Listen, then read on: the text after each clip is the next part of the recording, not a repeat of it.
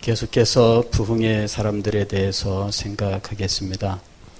오늘은 20세기 초반에 처음 10년 동안에 우리 세계 교회의 선교사들에게 세계 복음화의 소망을 주었던 놀라운 부흥의 사건, 그리고 18세기로부터 이 우주적 부흥, 전 지구적 부흥의 소망을 갖게 했었던 이 동시다발적으로 각 나라와 민족들 가운데 일어난 이 부흥의 핵심이 되는 웨일즈 대부흥에 대해서 좀 생각을 하겠습니다. 1904년 웨일즈 대부흥은 20세기를 시작하면서 그 후에 전 세계를 휩쓸고 갔었던 이 대부흥의 시작이었습니다. 그리고 이 대부흥은 1907년 우리 평양 대부흥에도 직접적으로 영향을 미치는 이런 일이 있었고, 그리고 이 대부흥의 결과를 보면서 세계 선교의 이 꿈을 가지고 20세기 이내에 전 세계 복음화가 이루어질 수 있겠다라는 소망을 갖고 금세기 내에 세계 복음화를 이루자라고 하는 목표를 가지고 매진하게 했었던 사건이 바로 이 1904년 웨일즈 대부흥으로부터 시작이 되었던 거예요. 그런데 이 웨일즈 대부흥의 주역은 에반 로버츠라고 하는 25살의 청년이었습니다. 이 사람은 목사가 아니었고, 목사가 되기를 원해서 이제 목사 후보생이 되었고, 신학교 입학을 앞두고 있던 청년이었습니다.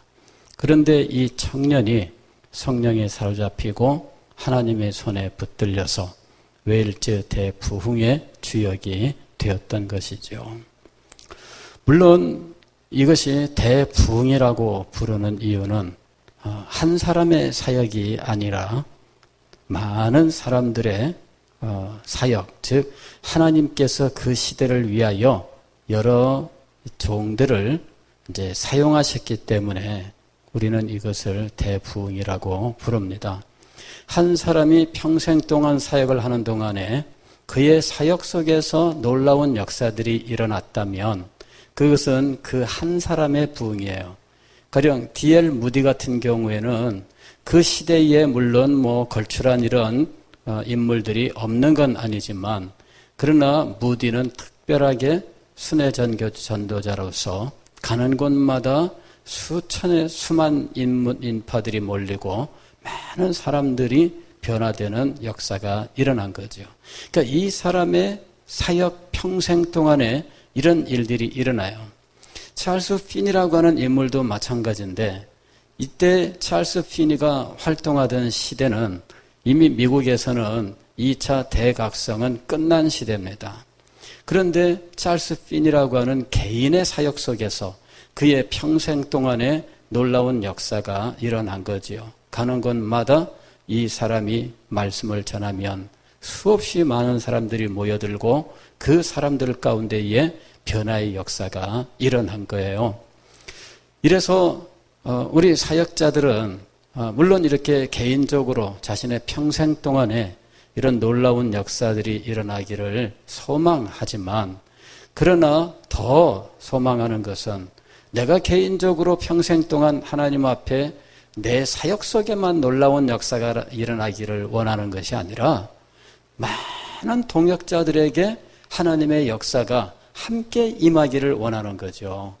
그리고 이 동역자들이 하나님의 은혜를 함께 입어서 함께 사역을 할 때 그것은 이 시대를 바꿔놓는 놀라운 역사를 이루게 되는 것입니다. 그래서 더 크게 소망하는 것은 내 개인이 하나님 앞에 쓰임받아서 내가 가는 곳마다 놀라운 역사가 일어나는 것보다는 많은 동역자들이 하나님께 은혜를 받고 함께 하나님 앞에 쓰임을 받으면서 이 사람들이 가는 곳마다 내 혼자가 아니라 나는 여기 있지만 또 다른 사역자는 저쪽에 있고 또 다른 사역자가 저기 있으면서 사방에서 하나님의 놀라운 역사가 일어날 때 그때 그 땅과 그 시대가 다 변하게 된다는 거죠. 이것이 오늘날 우리가 소망하는 것이에요. 오늘 제가 여러분들에게 벌써 계속해서 부흥에 대해서 말씀을 전하고 있습니다만은 이것은 우리 서대신 교회에서 장호영 목사의 사역 속에서 나타나는 부흥을 말씀하는 것이 아니에요. 그런 것이 나에게 개인적으로 은혜가 되고 그것 또한 소망할 수 있는 일이긴 하지만 그러나 더 근본적이고 더욱더 간절하게 소망을 하고 목표로 삼는 것은 우리 시대예요. 이 시대를 위하여 하나님께서 택하신 하나님의 종들을 불러 이곳저곳에서 하나님의 은혜를 입고 진리의 말씀을 선포하면서 이 시대를 새롭게 하시는 하나님의 역사에 동참하는 이런 놀라운 역사가 일어나기를 원하는 거예요. 이것이 우리가 진정으로 소망하는 부흥이며 제가 기도하고 제가 소망해 왔었던 부흥이라고 하는 것입니다. 그런 의미에서 1904년 웨일즈 대부흥은 에반 로버츠라고 하는 한 청년만의 부흥은 결코 아닙니다. 이 청년이 이렇게 놀라운 부흥의 주역이 되는 이 배경도 있고요. 그 다음에 이 청년과 함께하는 놀라운 부흥의 역사들이 있었던 거예요. 다만 사람들은 어떤 영웅을 원해요. 그래서 그 중에 어떤 한 사람에게 초점을 맞추고 이 사람을 유달리 드러내어서 그 사건을 극적으로 만들기를 원하는 것이죠. 그렇다고 해서 이 에반 로버츠가 평가를 이렇게 덜 받을 이유는 하나도 없습니다. 굉장히 소중한 사람이에요. 이 사람은 25살에 자기가 일하던 탄광 일을 정리하고 그리고 목사 후보생이 되었고 이제는 신학교에 입학을 앞두고 있는 상황이었어요. 그런데 12살 때부터 탄광에서 일을 했던 사람이에요. 그러니까 그 지역이 굉장히 가난한 지역이고 탄광 지역인데 아이들 학교에 안 보내고 일찍부터 노동 일에 투입을 한 거예요. 오늘날도 가난한 지역에서 어린이들 노동 이거 굉장히 심각합니다. 그래서 어떤 사람들은 이런 어린이 노동으로 만들어진 물건은 우리가 사용하지 말아야 된다. 그렇게 해서 이 기업들이 이익을 위하여 이 어린이들의 노동을 착취하는 이래서 어린이들이 정상적으로 성장할 수 없게 하는 이제 이런 일들을 막아야 된다. 이제 이렇게 주장하는 사람들도 있어요. 굉장히 이 주장은 이상적이고 참 좋은 주장이에요. 그런데 현실을 외면한 거죠. 그 가난한 지역에서 이 아이들이 일을 안 하면 그 집안은 먹고 살 길이 없는 거죠. 그러니까 그런 거 해결도 안 해주고 이 물건부터 안 사서 그 기업들이 그런 일을 아예 못하게 해야 되겠다. 그러면 그 일도 못하는 어린이들과 그 가정은 어떻게 될까요? 이게 전 세계적인 이 구조의 문제입니다. 그래서 그들에게 대책도 없이 이 이상만 주장하는 것은 결코 바람직하지 않다 이렇게 생각을 해요.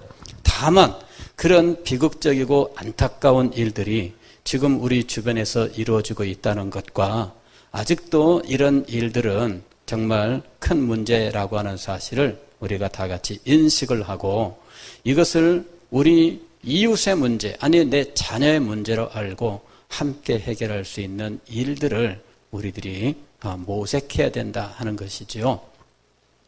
자, 어쨌든 이 에반 로버츠는 12살에 탄광에 가서 일을 했어요. 제가 웨일즈 탄광에 지금은 탄광이 없어요. 탄광 다 폐쇄를 했는데 관광지로 하나 만들어 놓은 데가 있어요. 가서 한번 봤는데 그 탄광 엘리베이터를 타고 왜 그 엘리베이터도 이 아파트 엘리베이터가 아닙니다. 공업용 엘리베이터 그런 거 타고 그냥 수직으로 계속 내려갑니다. 근데 덜컹덜컹 그 낡아 빠진 이 엘리베이터 타고 내려가는데 무서워요.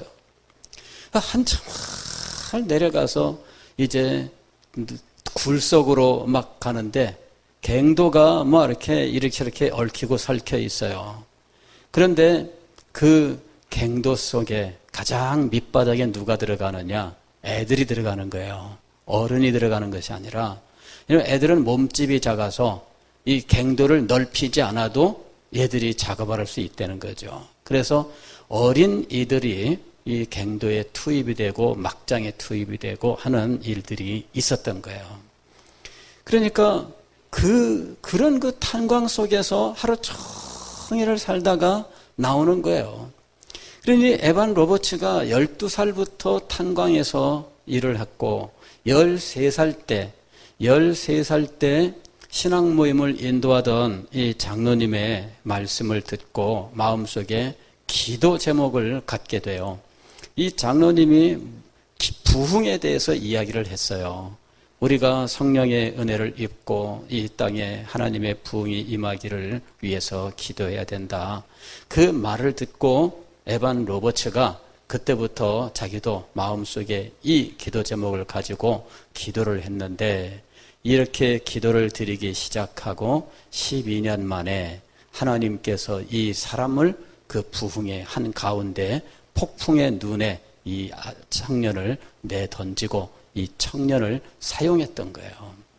12년 동안 이 청년이 기도를 해요. 아니, 애들 때부터 이 소망을 가지고 기도를 해요. 그런데 기도하던 그 현장은 탄광, 갱도 속에 하루 종일 그 땅 속에서 그 깊은 굴 속에서 사는 거예요. 관광지로서 가서 한번 그 밑에까지는 안 내려가고 한 100m쯤 내려가나? 겨우 그 정도 보고 오는데도 무서웠어요. 이야, 세상에 이런 길을 1500m 막 이런 식으로 내려가 보세요. 그러면은 그건 엄청난 겁니다. 그런 곳에 들어가서 석탄을 캐고 그리고 이 석탄을 차에다 싣고 막 밀어 올리는데 나귀들이 동원이 돼요. 나귀는 몸집이 작으니까 나귀를 동원해서 이걸 끌어올리는 거예요. 그리고 그 갱도 한쪽에는 나귀들 이렇게 대기하는 마구간도 있어. 그런 곳에서 이 에반 로버츠가 부흥을 위해서 기도한 거예요. 그리고 탄광에서 그 희미한 그 난포불 밑에서 성경을 읽었어요. 조그만 손바닥 반만한 크기의 이 자그마한 성경책, 옷 상의 주머니에 이렇게 넣을 수 있는 이 자그마한 성경책, 이것을 그 탄광 속에서 희미한 난포불 밑에서 읽었던 거예요. 제가 이 고향 이 에반 로버츠의 그 교회를 갔는데 거기에 보면은 이 에반 로버츠가 가지고 있었던 이 물건들 이렇게 몇 개 모아놨어요. 그 중에 탄광에서 이 소년 시절, 청소년 시절 지낼 때 사용했던 그 성경책이 거기에 있어요. 손바닥 반만한 자그마한 성경책, 이 석탄들이 묻어가지고 겉에는 새카맣게 이리 때가 탄 이 성경책이 있는데 그거를 읽으면서 말씀에 대해서 늘 묵상하고 은혜 받고 기도하고 그랬던 거예요. 이 사람이 12년을 하나님 앞에 부흥을 위하여 기도했는데 이 사람을 하나님께서 사용하셨던 거예요. 마침내 하나님의 부르심을 깨닫고 탄광 일을 그만두었어요. 그리고 자기가 성실하게 모아두었던 돈을 가지고 신학교 공부하려고 이제 목사 후보생이 되어가지고 신학교가 있는 뉴캐슬 엠린이라고 하는 곳으로 간 거예요. 그런데 그 해 1904년 1월부터 이 셋 조슈아라고 하는 그 유명한 이 설교자가 웨일즈 이 칼빈주의 이 감리교 이 교단에서 이 순회 전도자로 이 설교하도록 이렇게 임명을 해요. 그래서 이 사람이 전도자로서 이제 교단 선기 전도자로서 이제 복음을 전하러 이제 웨일즈 전역을 다니는 거예요. 근데 이 셋 조슈아라고 하는 사람이 이 웨일즈에 이 존 퓨라고 하는 사람의 이 전진 운동, 즉 복음을 전하는 이 복음 전도 운동이 있는데 이 존 퓨의 동역자예요. 후배이며 동역자예요. 그리고 이 존 퓨의 전진 운동이 굉장히 그 조직이 잘 갖춰져 있는데 이 셋 조슈아가 그 존 퓨의 동역자로서 아주 설교를 아주 능력 있게 잘하는 사람이에요. 이 사람이 웨일즈의 영적인 어떤 가난, 영적으로 파산한 이런 상태들에 대해서 안타까워하는 심정을 가지고 복음을 열정적으로 뜨겁게 전하기 시작을 하는데 이 사람이 가는 곳마다 말씀의 은혜가 임하는 거예요. 그런데 또 여기에 이 조셉 젠킨스라고 하는 사람이 이 웨일즈의 가장 끝에 이 서쪽 그 해안에 존 뉴키라고 하는 곳이 있는데 이 뉴키라고 하는 곳에 장로교 목사예요. 그러니까 이 사람도 역시 이 영적 상황을 놓고 하나님 앞에 기도하면서 말씀을 전하고 있었어요. 그리고 이제 셋 조슈아가 그 교회에 와서 말씀을 전하게 되었는데 그 교회에서 놀라운 은혜가 임하게 됩니다. 그리고 셋 조슈아는 또 거기에서 뉴캐슬 엠넌이라고 하는 곳으로 가게 되는데 이 뉴키 이 교회의 청년들이 이 셋 조슈아의 집회에 돕기 위해서 또 참여를 해요. 그리고 이 셋 조슈아가 이 뉴캐슬 엠넌에서 또 거기서 블레네너라고 하는 곳으로 가는데 내내 동행하면서 이 부흥운동에 함께하게 되죠. 그런데 요 뉴캐슬 엠넌에서 블레네너라고 하는 곳으로 지금 계속 셋 조슈아가 순회하면서 말씀을 전하는데 에반 로버츠라고 하는 이 청년은 블레네너라고 하는 곳에서 셋 조슈아의 집회에 참여를 했어요. 그날 밤에 기도를 하는데 밤새도록 함께 철야 기도를 합니다. 셋 조슈아가 말씀을 전하고 집회 후에 철야 기도로 들어갔는데 밤새도록 이제 기도해요.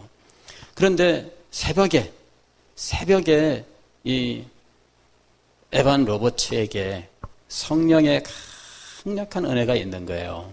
마음속에 계속해서 성령의 이 감동이 있습니다. 네가 기도해라, 네가 기도해라 이런 그 감동이 있어요. 그런데 자기가 젊은 사람으로 남들 앞에 드러내서 이렇게 하는 것이 이제 아직 마음으로 이렇게 열리지 않아요. 그래서 밤새도록 참고 있다가 그날 새벽에 기도가 열리게 되는데 셋 조슈아가 그의 일기에 그때의 장면을 써놨어요. 너무나 놀라운 기도가 있었다. 한 청년의 놀라운 기도가 있었던 거예요.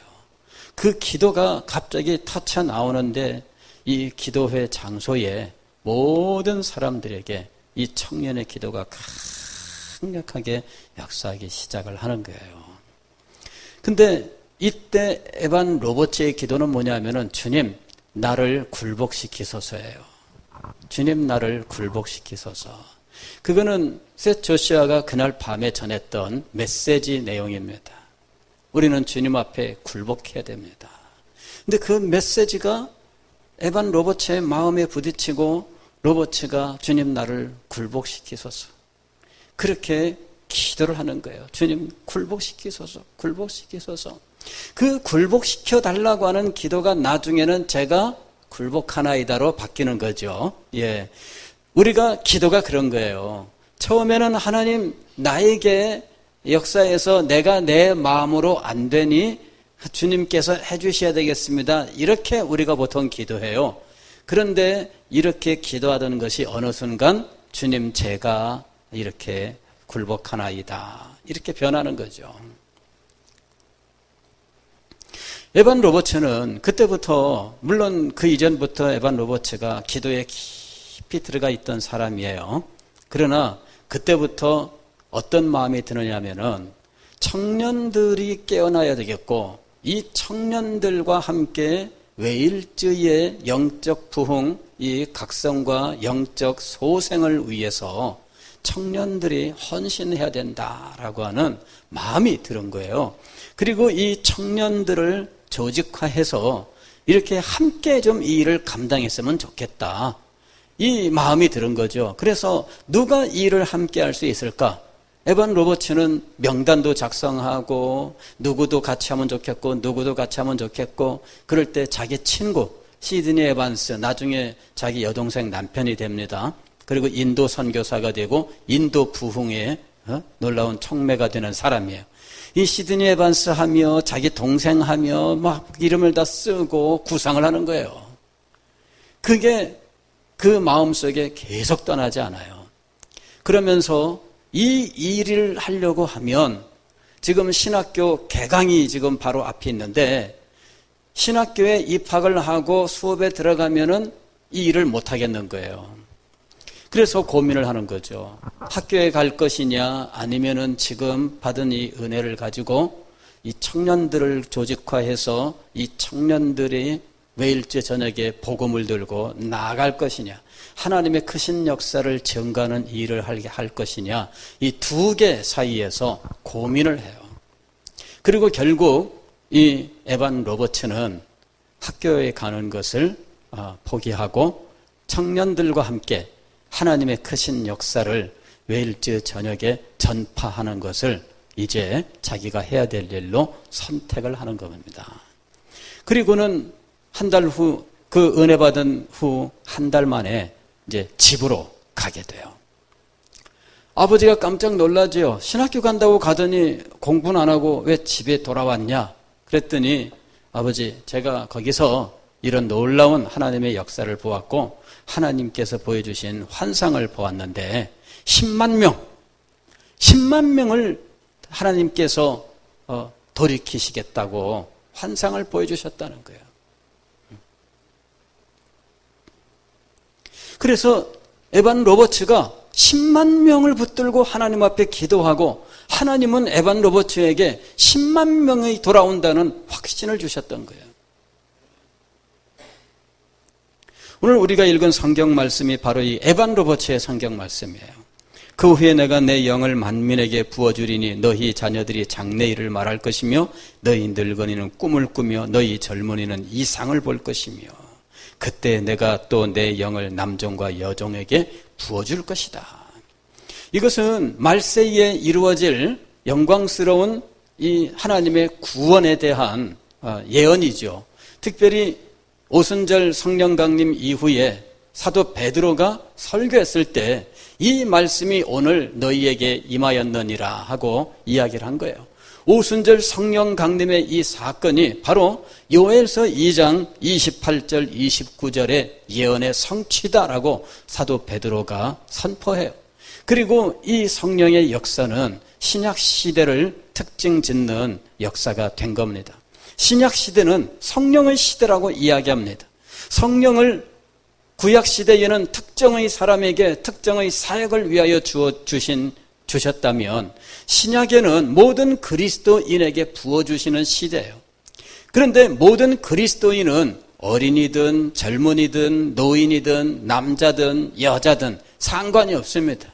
성별을 초월하고 그리고 세대를 초월하여 귀천을 초월하여 하나님께서 성령을 부어주시는 시대가 임할 것이다 하는 거죠. 이것이 하나님의 구원의 경륜이에요. 예수 그리스도의 십자가에 이어서 하나님의 구원의 경륜은 모든 영혼에게 성령을 부어주시는 놀라운 일로 이어지는 겁니다. 이것이 하나님의 구원의 계획입니다.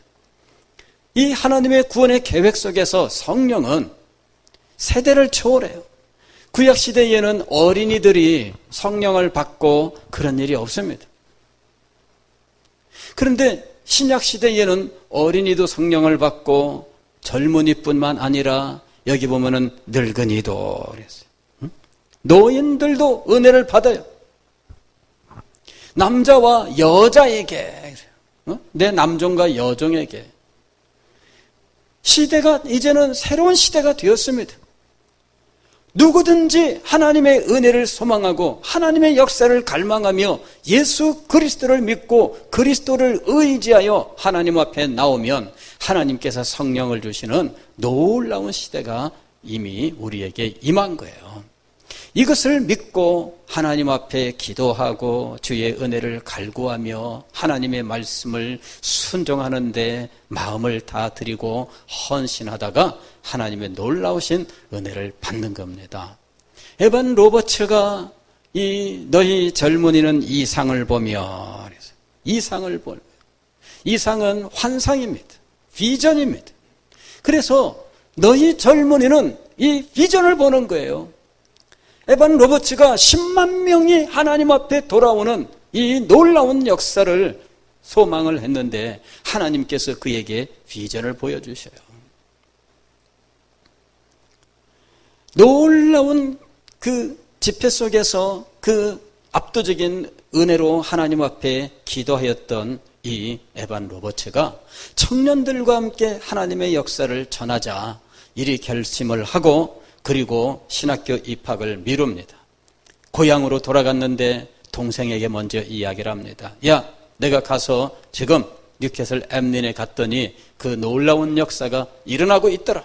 이미 그 이전에 뉴키에서 놀라운 역사가 있었고 그리고 뉴캐슬 엠린, 블레네너흐 그냥 하나님의 역사가 계속되고 있는데 지금 우리는 이 시골에서 하나님의 역사를 모르고 그냥 있어서는 안 된다 이거예요. 동생에게 이야기하고 그 다음에 이 주변의 모든 마을의 청년들을 한번 다 모아서 한번 하나님 앞에 기도하자. 이래서 동생이랑 둘이서 마을마다 다 다녀 청년들에게 오늘 밤에 모입시다. 오늘 밤에 모입시다. 이래가지고 모였어요. 1904년 10월 31일 밤에 월요일 밤에 청년들이 모였는데 17명이 모였어요. 그 자리에서 에반 로버츠가 하나님께서 지금 역사하고 계신다라고 하는 사실을 증언을 한 거예요. 내가 가봤더니 지금 여기는 시골이에요. 시골인데 그 도시에 나가서 지금 셋 조슈아를 통해서 그리고 조셉 젠킨스를 통해서 하나님께서 역사하고 있더라 하는 것이죠. 이것을 지금 이 사람들에게 전한 거예요. 그리고 하나님의 이 놀라운 은혜를 우리가 받아야 한다. 그러면서 함께 기도합시다. 그날 밤에 같이 밤새도록 기도를 한 거예요. 화요일 날 기도하고 수요일, 목요일, 금요일, 토요일, 주일, 월요일 그냥 일주일 내내 이 청년들과의 기도 모임이 진행이 돼요. 고향 마을에서 이웃 마을에서 또 새신앙 모임에서 이렇게 돌아가면서 계속해서 기도를 하는데 하나님께서 에반 로버츠에게 비전을 보여주셔요. 환상을 보여주셔요. 기도 가운데에 그는 하나님께서 영광스럽게 역사하신다라고 하는 것들을 보게 됩니다. 그리고 그 믿음을 따라서 기도하다가 마침내 청년들과 함께 이 고향 이 웨일즈 지역의 탄광촌 골짜기마다 하나님의 놀라운 역사를 전파하자 이렇게 조직을 만들게 돼요. 골짜기마다 정말 오늘날 우리는 골짜기마다 길이 4차선 도로가 쫙쫙 열려있는 시대 우리나라는 지금. 그런데 50년 전만 해도 우리나라 한 번 가려면 버스 하루에 한 번 가잖아요. 그죠? 먼지 날리면서 풀풀풀풀풀 그 먼지 날리는 길에 버스 타고 가면 덜컹덜컹덜컹. 그런데 그 도로를 신장로라고 불렀어요. 먼지가 일어나는 길. 근데 버스가 다니니까 신장로야. 신장로를 내기 전에는 어땠어요? 그냥 나귀 끌고 그냥 걸어 다녔어요. 그 하루 길로 안 돼. 새벽에 길 떠나면 밤에 도착하는 게 그 당시 산골 마을의 모습이에요. 이게 우리나라 모습이에요. 웨일즈도 동일합니다. 근데 청년들 둘씩 짝지어서 이제 이 탄광촌 골짜기마다 가서 하나님께서 역사하고 계신다, 이거를 전하기를 결정하는 거예요. 6개월 동안 이 일을 하기로 결정하는데, 경비는 어떻게 할 것이냐. 에반 로버츠가 자기가 신학교 가기 위해서 10년 동안 모았던 그 돈, 탄광에서 자기가 석탄 캐면서 어린 시절부터 이 노동을 해서 모았던 그 돈, 이것 전액을 내놓습니다.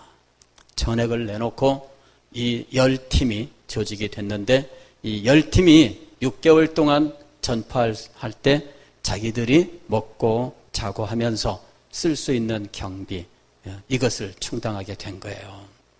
그래서 에반 로버츠가 이 청년들을 조직하고 전도대를 웨일즈 탄광촌 그 시골 골짜기마다 보내게 되었는데, 자기의 가진 모든 것들을 다 들여서 이 일을 시행을 했던 겁니다. 그리고 이 에반 로버츠의 이 사역이 놀랍게 결실을 맺으면서 웨일즈 남부 지역에서만 10만 명이 하나님 앞에 돌아오는 놀라운 역사가 일어나게 되는 거예요. 20세기 내내 우리는 웨일즈 대부흥 이야기를 했고요. 지금도 우리는 웨일즈 대부흥을 이야기해야 됩니다. 이 놀라운 하나님의 역사를 전하고 싶어 했던 이 청년의 헌신, 이 청년의 헌신이 얼마나 놀라운 결실을 맺게 되었는지. 이 청년은 13살부터 하나님께서 부흥을 주시는 것을 소망하여 기도했었고, 마침내 말씀 사역자로 헌신하고 목사 후보성이 되었지만, 그러나 하나님의 크신 역사가 일어나는 이 순간, 그 기회를 외면치 아니하고 신학교 입학을 미루고 그는 이제 청년들을 조직해서 웨일즈 각 골짜기마다 복음을 전하러 가게 되었는데, 그 탄광촌 그 골짜기에서 하나님의 놀라운 역사가 일어났던 거예요. 이 부흥의 역사가 일어날 때에 여러분, 경찰서 유치장이 텅텅 비었다. 경찰서 유치장, 우리나라도 술 먹고 이 경찰서에 가서 막 난동 피우고 막 이 주치 이 사람들 있잖아요. 그래가지고 경찰들이 하는 일은 맨날 밤마다 이 술 취해서 하는 사람들 맨날 달래고 그러다가 얻어맞고 막 이러잖아요. 요새 술 취한 사람들 좀 처벌하는 일이 조금 강화되었습니다만은, 한국 사회는 술 취하면 무조건 용서하는 아주 잘못된 악습이 있습니다. 예, 술 취했다, 그래서 판단이 미비했다, 살인자도 괜찮은 식이 돼버려요. 이거 아닙니다.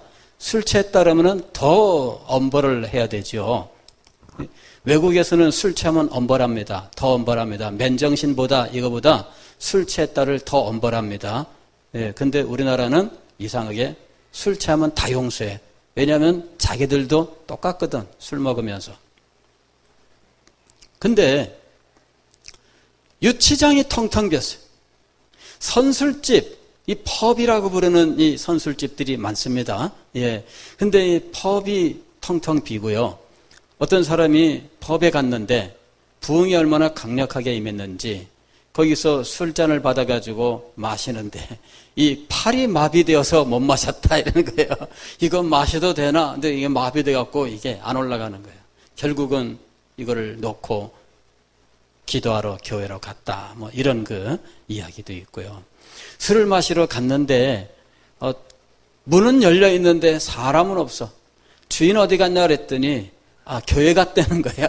그래가지고 아니 술집 주인이 무슨 가게는 안 지키고 무슨 교회를 가. 그래갖고서는 빨리 불러다가 술 달래야지. 그리고서는 이제 주인 찾으러 교회를 간 거예요. 주인 불러가지고 빨리 와서 저희 술이나 파세요. 이제 이렇게 하려고 교회를 갔는데 이 사람이 거기서 은혜를 받고 변화된 거죠. 이래가지고 주인 따라서 주인 찾아갔던 사람이 오히려 변화되고 이러는 놀라운 역사들도 일어났어요. 아까 그 탄광에 그 나귀 마곡간이 있다 그랬잖아요. 그러니까 이 나귀들 이제 부리는데, 이 나귀들 그 힘내게 하려면은, 그저 막 때리잖아요. 채찍질, 그죠? 예. 이제 이게 나귀들 채찍질해서 이 석탄 끌게 하고 이랬는데, 부흥이 임하고 난 다음에 탄광촌에서 이 광부들이 나귀를 붙들고 회개를 한 거예요. 나귀 형제여, 우리가 너무했습니다. 왜냐하면은 내리치거든요. 피가 날 때까지 그냥.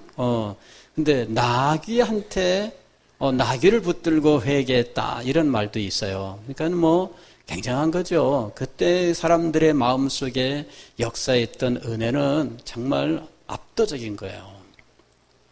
어떤 기자가 이제 이 일들을 취재하러 이제 웨일즈에 왔어요.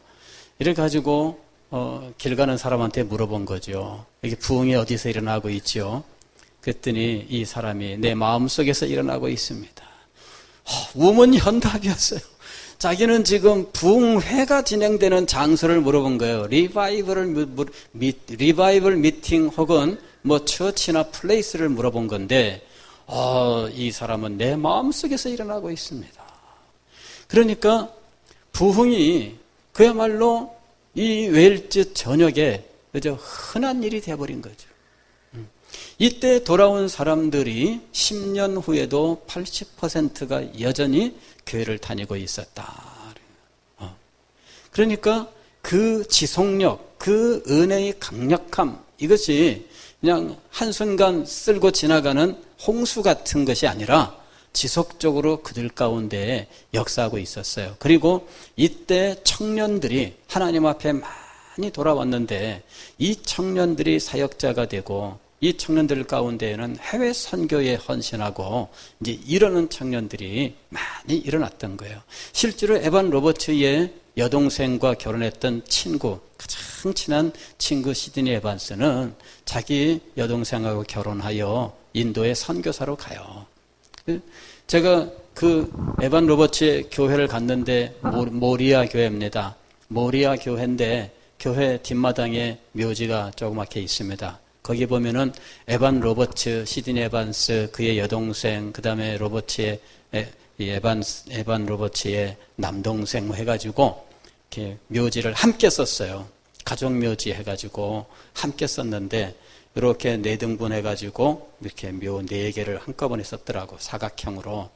그랬는데 그냥 묘지라고 이렇게 돌로 둘러놨을 뿐이지 우리처럼 봉분 만들지 않았어요. 그냥 해놓고 그냥 그 돌멩이들, 자잘한 돌멩이들 이렇게 그냥 뿌려놓고 말았더라고요. 근데 그 가정이 온전히 하나님 앞에 헌신한 거예요. 그 식구들이. 언제? 청년 시절에. 다 20대 중반, 20대 초반의 청년 시절에 이 하나님의 은혜를 입고 하나님 앞에 자신의 전 생애를 바치는 이런 은혜를 입고 그 삶을 살았던 거예요. 그러니 여러분, 얼마나 놀라운지, 13살 때부터 기도하여 25살의 은혜를 받고, 그리고 그 가정이 전부 하나님 앞에 헌신하는 놀라운 역사가 일어났고, 이것이 지금까지 교회 역사 속에서 늘 이야기하는 이 대부흥의 주역이요, 그리고 그의 불쏘시개요, 이런 놀라운 역사를 이루는 인물이 된 거예요. 오늘 우리가 부흥을 위해서 기도합니다. 이제 이만큼 했으면 되지 않을까? 근데 그거 아닙니다, 여러분. 언제까지 해야 돼요? 부흥이 임할 때까지입니다. 기도란 원래 응답받을 때까지 하는 것이 기도의 원칙이에요. 응답받을 때까지. 이 정도 했으면 이제 목사님 많이 한 거 아닙니까? 이렇게 얘기할 수 있어요. 근데 설교는 끝날 수 있지만 기도는 계속되어야 됩니다. 언제까지? 하나님의 부흥이 우리에게 임할 때까지. 우리는 내가 부흥의 주역이 아니면 안 된다는 어떤 주인공 의식을 갖기가 참 쉬워요. 한국 사람들 아니면 사람이라면 누구나 당연히 그러지 않겠어요? 그러나 내가 주역이 아니어도 하나님의 은혜가 임하기를 원해야 된다는 거예요. 여러분, 세례 요한의 마음이 그거 아니에요?